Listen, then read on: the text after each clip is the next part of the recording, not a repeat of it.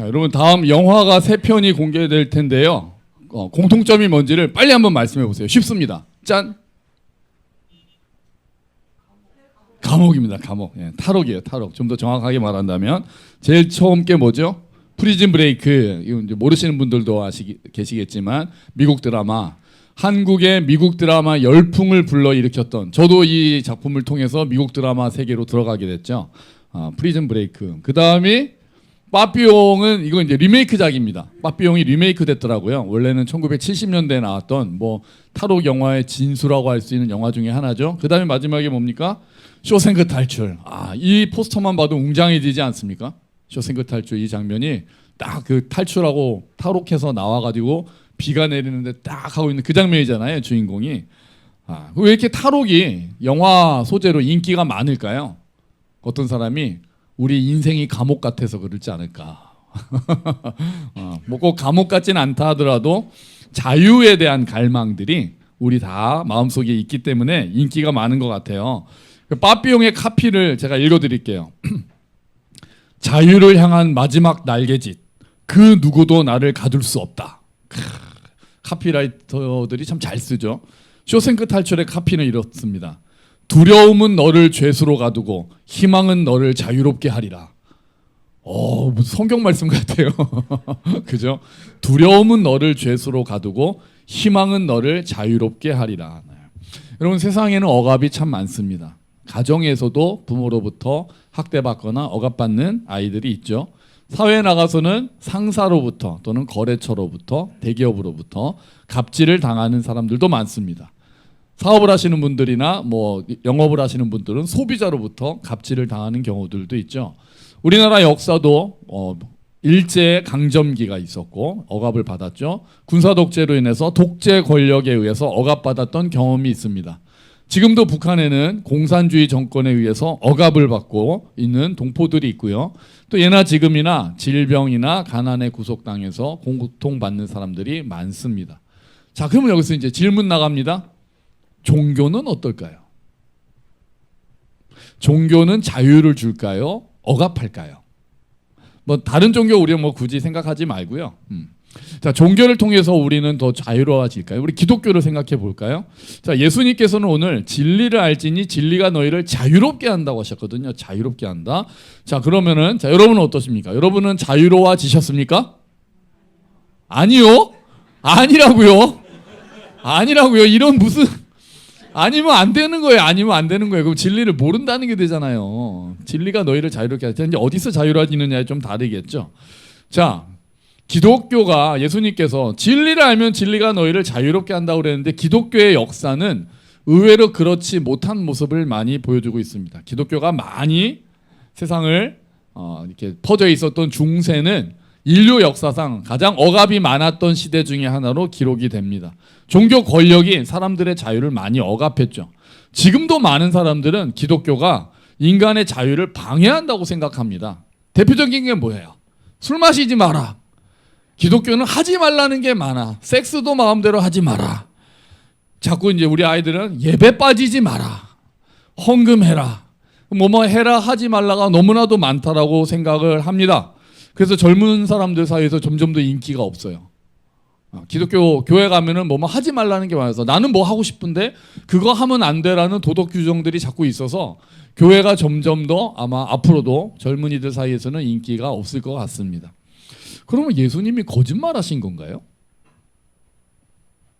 진리가 너희를 자유롭게 한다고 하셨는데 그럼 우리가 예수님이 우리에게 거짓말을 하신 건가요? 아니면 우리가 자유에 대해서 오해를 하고 있는 걸까요?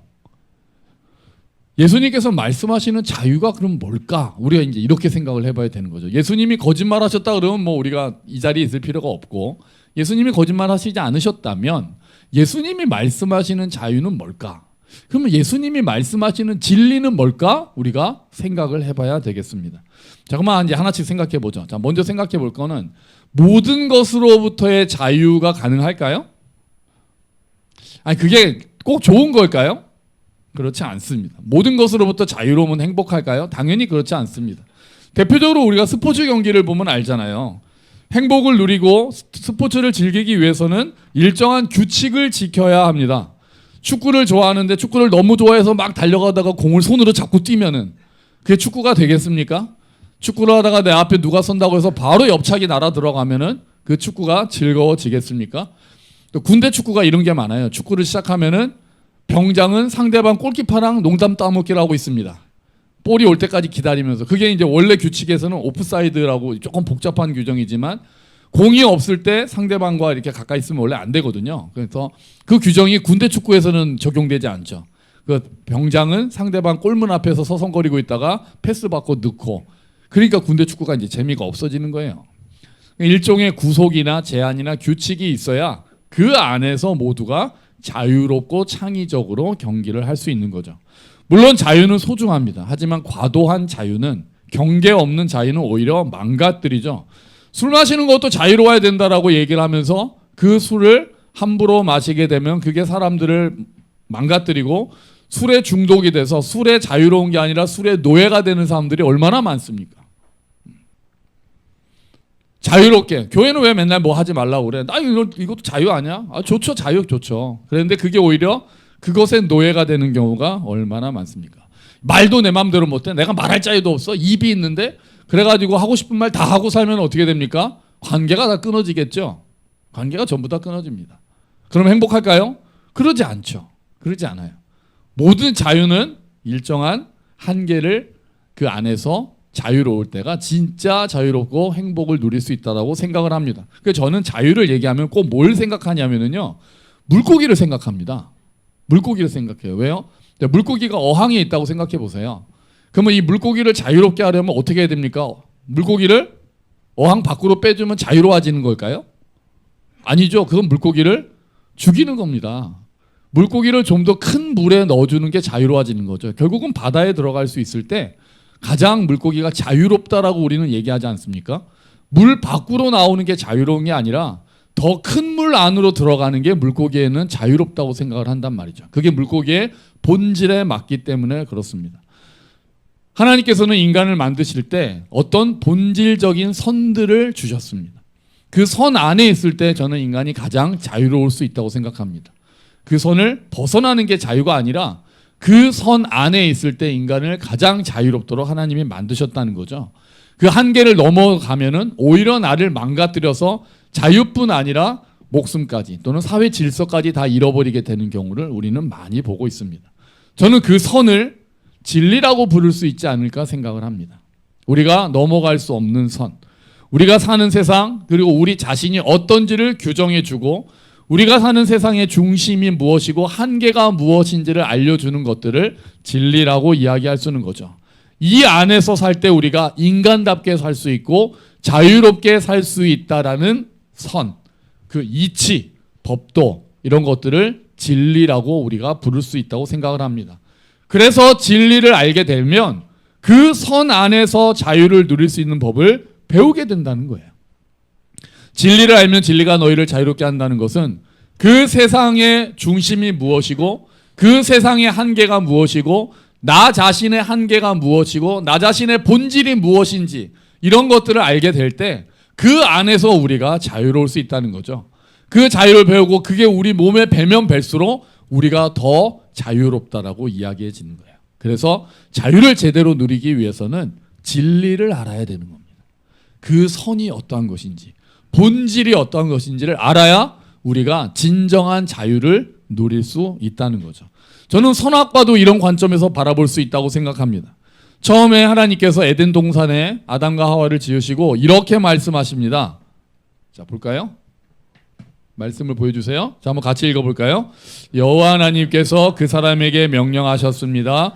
너는 동산에 있는 모든 나무의 열매를 마음대로 먹어라. 그러나 선악을 알게 하는 나무의 열매만은 먹지 마라. 만약 그 나무의 열매를 먹으면 너는 반드시 죽을 것이다. 아멘. 하나님이 인간에게 자유를 주신 겁니까? 제한을 주신 겁니까? 둘 다 주셨죠. 처음에는 뭐예요? 마음대로 먹어랍니다. 마음대로 먹어라. 이 안에 있는 거는 네 마음대로 다 먹어. 자유를 주셨어요. 그런데 선도 같이 주셨습니다. 그 경계. 선악을 알게 하는 나무는 네가 피조물로서 네가 그것까지 손대면은 네가 너의 본질을 넘어가게 되고 결국 너는 자유도 잃게 되고 행복도 잃게 된다라고 우리의 한계를 정해주신 게 선악과라는 거죠. 그런데 사탄은 유혹합니다. 이것까지 먹어야 네가 진짜 자유로워. 왜? 이것까지 먹어야 네가 하나님처럼 되거든. 그렇게 유혹합니다. 그래서 사람들은 거기에 넘어가서 선악과를 따먹죠. 그랬더니 결국 진짜 하나님과의 관계가 끊어지면서 인간은 그나마 그 안에서 가장 자유로울 수 있었던, 본질상 가장 자유로울 수 있었던 그 한계를 무너뜨리게 되고 그 자유를 잃고 에덴 동산에서 쫓겨나게 되는 거예요. 선악과는 경계입니다. 선이에요. 그 안에 있을 때 인간이 가장 자유롭고 행복할 수 있다라고 하나님께서 주신 관계의 선인 겁니다. 그러니까 이 사건은 너 하나님 말 안 들으면 너 죽어, 너 나한테 혼나, 이런 개념이 아니라 선악과의 말씀은, 선악과의 내용들은 물고기가 본질상 물 안에 있을 때 가장 자유로운 것처럼, 행복한 것처럼 인간도, 창조 피조물인 인간도 본질상 창조주이신 하나님과 바른 관계에 있을 때 가장 자유롭고 행복할 수 있다는 것을 보여주는 이야기인 거죠. 저는 선악과 사건을 이렇게 봅니다.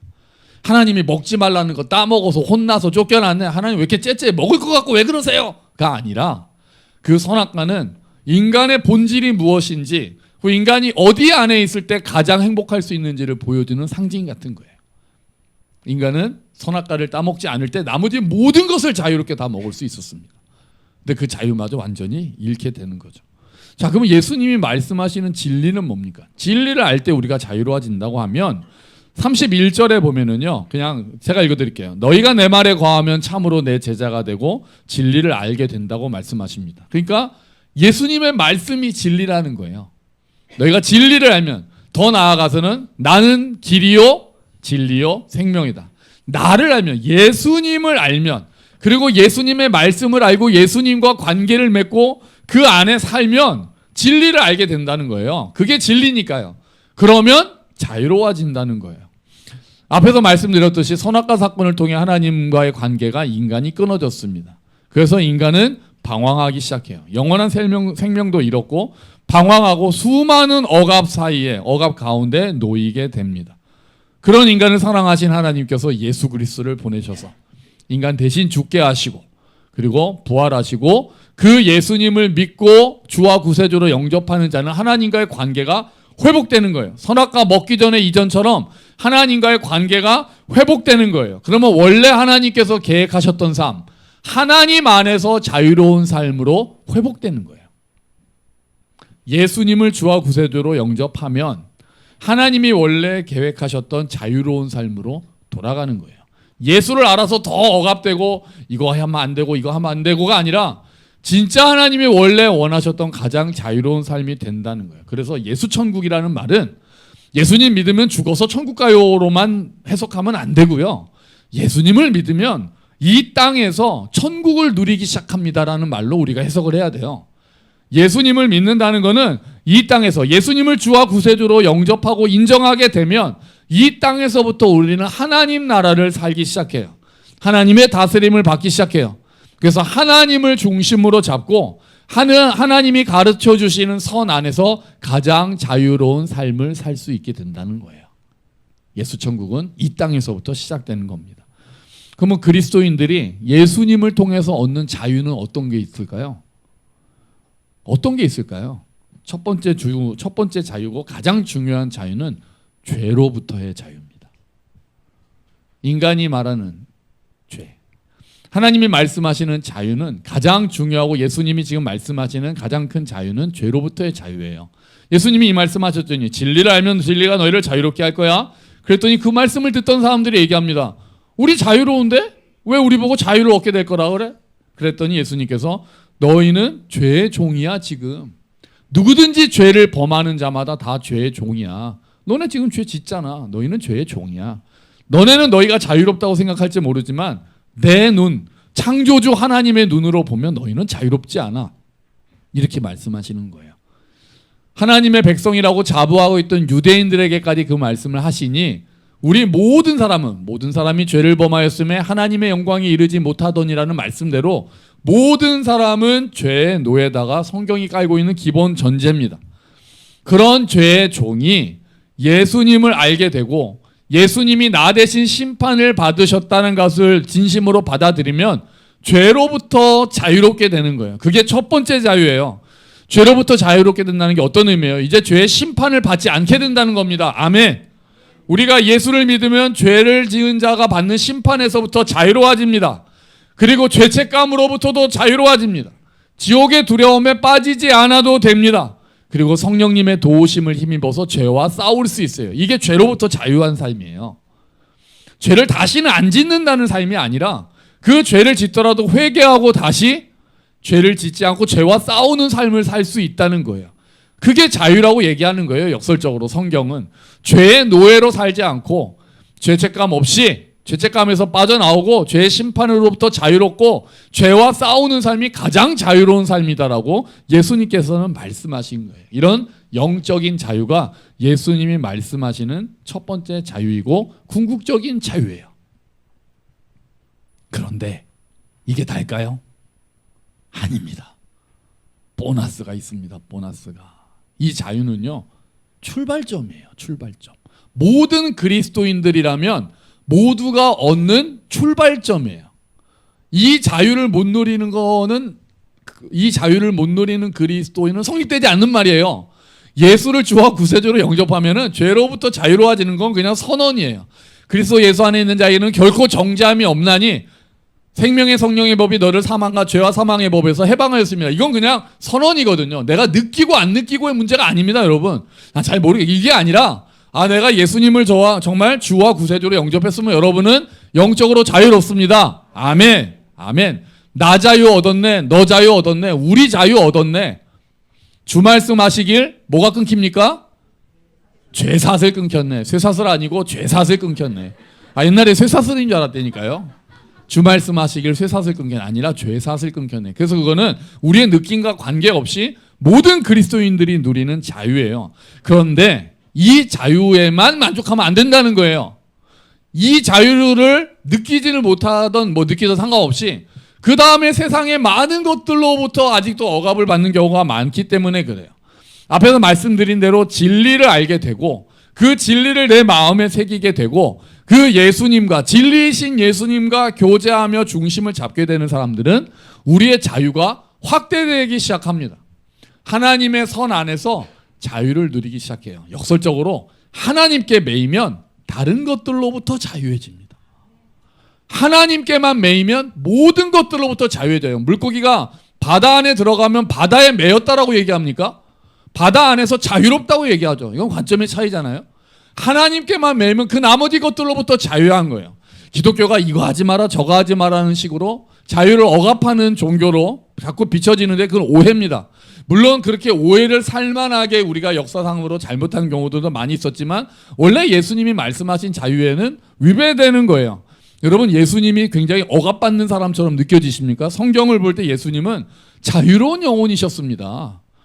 그 당시에 관습에도 매이지 않으셨고 율법도 그 사람들이 볼 때는 율법도 막 어기면서 안식일날 막 사람 고치고 예수님은 그 안에 담겨있는 진정한 의미를 아셨기 때문에 규정에 얽매일 필요가 없으셨어요. 예수님이 하나님과 함께 율법을 만드신 분인데 그러니까 안식일에 이거 해라 하지 마라 상관없는 거예요. 이삭? 따먹으면 좀 어때? 병 고치는 거? 지금 가장 중요한 게 사람 고치는 거지 그 따위 안식일 규정이 중요해? 사람이 안식일을 위해 있는 거냐? 안식일이 사람을 위해 있는 거지. 이러시면서 예수님은 그런 규정들보다 더 본질적인 관계가 형성되신 분이니까 그런 것들에 얽매이지 않으실 수 있었단 말이에요. 그 당시에 사람들이 가지고 있었던 고정관념 이런 것들로부터 자유로우신 분이었어요. 우리도 그럴 수 있다는 거예요. 그런 예수님을 따르는 우리들도 이 땅의 많은 것들로부터 자유를 경험하기 시작해야 되는 거예요. 여러분, 우리는 무엇으로부터 자유로워야 됩니까? 자유로울 수 있습니까? 이 세상 풍조로부터 자유로울 수 있습니다. 여러분, 이 세상의 거짓말들, 이 세상 이렇게 해야 잘 사는 거야, 이렇게 하는 게 성공하는 거야, 이렇게 사는 거야 행복한 거야, 이런 기준으로 다 거짓말입니다. 거기로부터 우리 자유로울 수 있어야 돼요. 세상이 말하는 기준들로부터 자유로울 수 있는 거예요. 이 세상 풍조를 따르지 않는다 하더라도 내가 하나님을 기뻐하고 하나님이 나를 기뻐하신다면 우리는 가장 자유로운 사람들입니다. 우리는 성공할 수 있고 행복한 사람들이에요. 세상의 기준에 얽매여 가지고 거기 억압돼 가지고 그거 아니면은 내가 행복하지 못한 것처럼 안달복달하고 사는 삶이 그게 어떻게 자유로운 삶이겠어요? 그것과 관계없이 하나님을 기뻐함으로써 우리는 자유로운 사람들이 될 수 있는 거예요. 세상의 인정, 사람들의 시선들로부터 자유로울 수 있습니다. 하나님께서 나를 기뻐하시면, 그 칼빈이 그런 말 했다고 그러잖아요. 뭐 진위는 밝혀지지 않았지만 하나님을 기뻐하라. 그리고 네가 하고 싶은 대로 해라. 하나님을 사랑하고 네가 하고 싶은 대로 해라. 굉장히 묘한 말 아니에요? 하나님을 사랑하면 내가 하고 싶은 대로 하고 살 수 있다는 거예요. 세상이 뭐라고 하던 상관없이. 세상은 나를 평가하잖아요. 그런 평가에서 자유롭지 않잖아요. 아, 제가 나를 어떻게 생각할까? 저 사람도 나를 뭐라고 그랬을까? 그런데 하나님이 가장 나를 잘 아시고 하나님이 나를 가장 정확하게 평가하신다라는 마음이 정말 새겨진다면 사람들이 뭐라고 하든 자유로워지는 거예요. 상관이 없는 거예요. 그게 안 되니까 사람들로부터 인정받으려고 우리가 막 거기에 매여 사는 거예요. 하나님이 나를 사랑하신다? 이게 너무나도 벅차오른 감격으로 내 안에 있으면 다른 사람이 나를 인정하지 않아도 크게 상관이 없는 거예요. 뭐 약간은 신경이 쓸 수는 있을지 모르겠으나 그러기나 말기나 하나님이, 가장 크신 하나님이 나를 사랑하시는데 너희가 날 사랑하지 않아도 대세에는 지장이 없다. 그거예요. 그런 것들로부터 자유로워져야 되는 거예요. 그래서 아직 그런 것들로부터 자유로워지 못한 것은 아직 하나님이 나를 인정하시고 나를 사랑하신다라는 그게 내 마음속에 머리로는 아는데 아직 체현이 되지 않은 거예요. 내면화되지 않은 거예요. 우리는 점점 더 그 진리, 예수님이 나를 사랑하신다, 하나님이 이 땅을 창조하셨고 하나님이 살아계시고 하나님이 다스리시고 하나님이 나를 사랑하신다라는 진리가 내면화될수록, 내 마음에 새겨져서 내 마음에 완전히 내면화가 될수록 그 외에 다른 것들로부터는 자유로워지기 시작하는 거죠. 그 외에 다른 것들로부터는. 두려움과 염려, 불안이요, 거기로부터 자유로워질 수 있습니다. 제일 큰 게 죽음에 대한 두려움이요, 자유로워질 수 있는 거예요. 천국의 소망, 정말 천국이 있고 하나님이 날 사랑하시니 나는 하나님께로 간다, 주와 함께 거한다, 그게 정말로 내 마음에 새겨진다. 그냥 입술로 고백하고 아멘 아멘 하는 그 정도가 아니라 정말 내 의식 가운데 깊이 새겨진다면 죽음으로부터, 두려움으로부터는 자유할 수 있죠. 자유할 수 있죠. 아직 그게 안 되니까 이게 두려운 거예요. 그게 된다면. 그래서 진리를 알고 내 말에 거하라는 말씀이, 그 진리를 배우면서 그 말씀이 나의 삶이 되도록 계속해서 나에게 이야기해주고 복음을 선포하고 그 말씀 가운데 살아가고 그 말씀을 누리라는 거예요. 그러지 않는다면, 우리가 내 믿음의 수준이 어딘가 보려면 내가 무엇으로부터 자유롭지 않은가를 생각해 보세요. 내가 이것으로부터 자유롭지 않고 다른 사람들 시선으로부터 자유롭지 않고 죽음의 공포로부터 자유롭지 않고 이런 것들이 많으면 아직 진리가 내 안에서 힘을 발휘하지 못하는 거예요. 그 복음이. 그게 내면화되는 것이 우리가 자유로워지는 길이에요.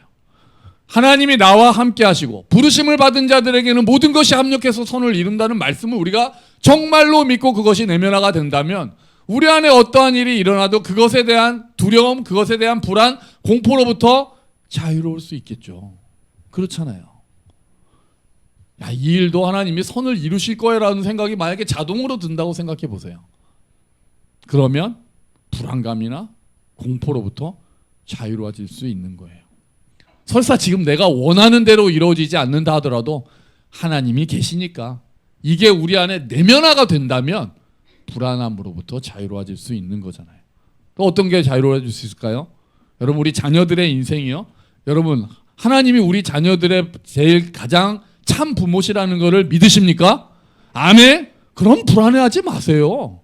애들 지금 좀 공부 좀 안 하고 애들 지금 좀 뭐 어떻게 하더라도, 아니, 하나님이 부모님이시라면 알아서 하시겠죠. 지금 나한테 맡겨셔서 물론 나는 최선을 다하겠지만 내 최선을 다하고 그 다음 거는 하나님이 하시겠죠. 그럼 불안해하지 마세요. 두려워하지도 마세요. 그냥 하나님, 저는 여기까지입니다. 다음은 하나님이 하셔야죠. 주님께서 저에게 맡겨주셔서 저는 할 만큼 했습니다.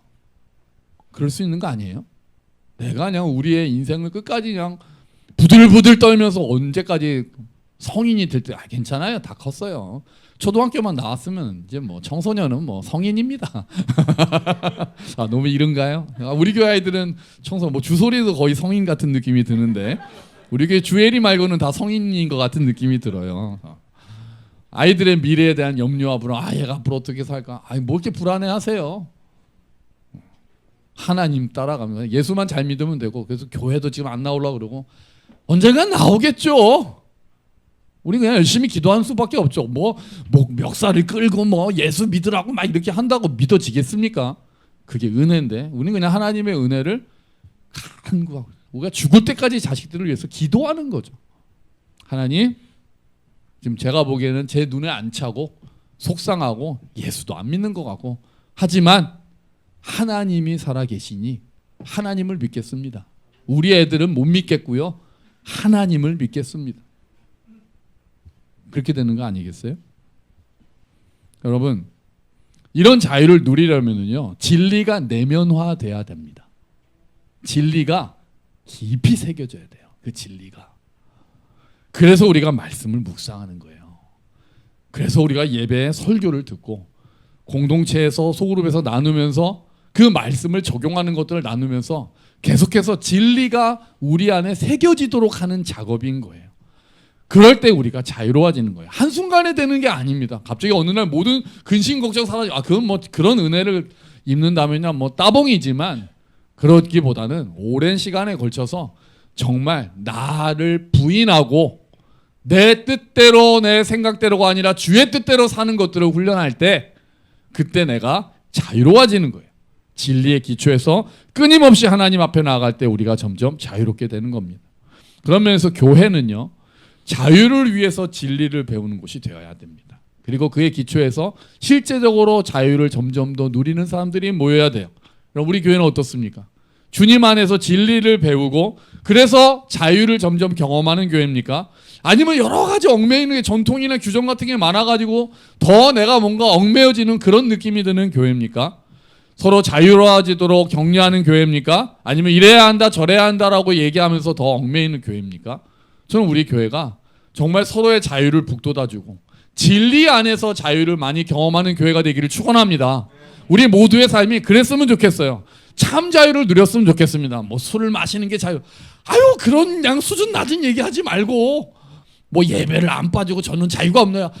그냥 그 정도 가지고 그게 자유, 그런 자유가 아니라 이 세상의 엄청난 거짓말로부터 자유롭고 진짜 하나님 안에 있어서 나를 억압하고 나를 눈치 보게 하는 수많은 것들로부터 자유로워지고 정말 내가 주만 바라보고 걸어가면서 자유롭게 걸어가는 영혼들. 예수님이 그렇게 걸으셨잖아요. 십자가가 예수님한테는 얽매임이었습니까? 아니요. 자유롭게 사랑으로 결정하신 거잖아요.